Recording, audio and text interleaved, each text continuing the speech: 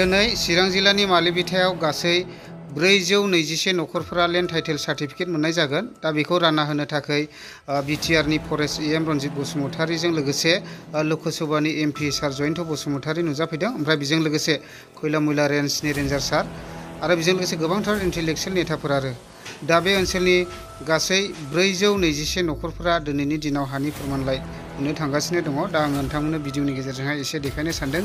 जायफ्रा भिडिअखौ नायनो इन्टारेस्टेड मोनो नोंथांमोना नायलांनो हागोन दिनैनि प्रग्रामा माबायदि जालांगोन। नाथाय नोंथांमोनबायदि इउडिपिनि मानसिनो हा होआ होननानै जेबो बुङा। जोंनि बिपिपि मानसिनोबो हा होयो। मानोना बिपिपि मानसिफ्राबो जोंनिनो फिसा, जोंनिनो बिदा, जोंनिनो बिमा, जोंनिनो बिफा, जोंनिनो आंगो।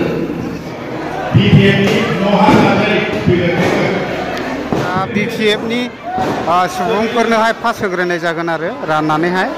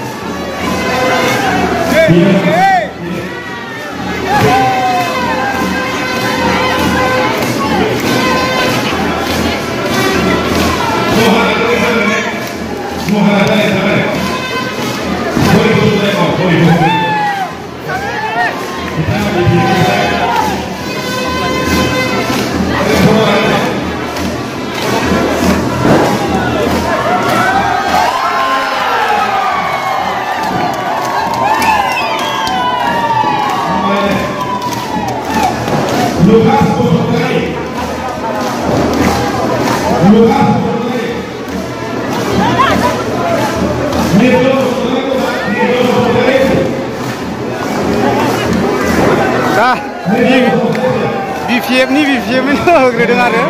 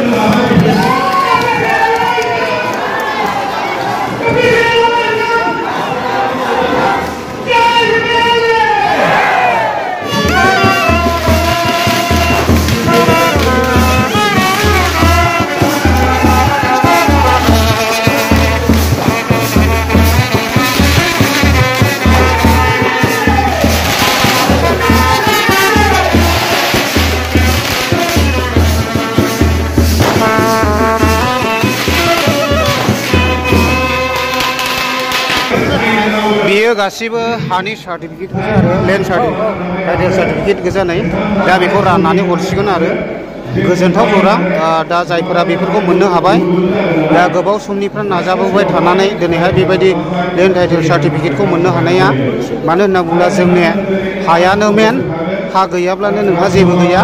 दा बेखौहाय मोननो हासिगोन आरो नै गोजोनथाव खौरां।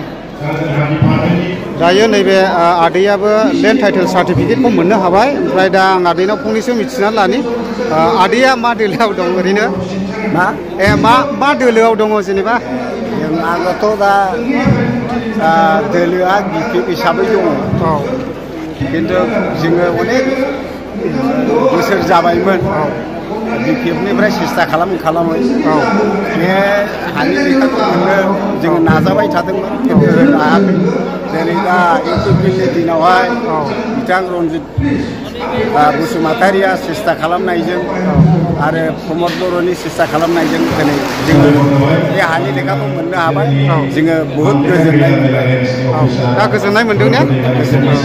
दा नैबे आदैयाबो लेन्ड टाइटेल सार्टिफिकेटखौ मोननो हाबाय आरो दा बे ओनसोलाव गोबांथार मोनगोन ने? मोनजोब्बायनो, गोबां लेखा फैजोब्बायनो। दा मोननो 12 जन ना 13 जनसोल' बाखि दं, बेबोथ' मोनसिगोन। लेखाखौ लायनो हास्लाबाखै। दा गोजोननाय फोरमायदों माने बे ओनसोलनि गोबांथार लेन्ड टाइटेल सार्टिफिकेटखौ मोननो हाबाय आरो गोजोननाय थाबाय आदै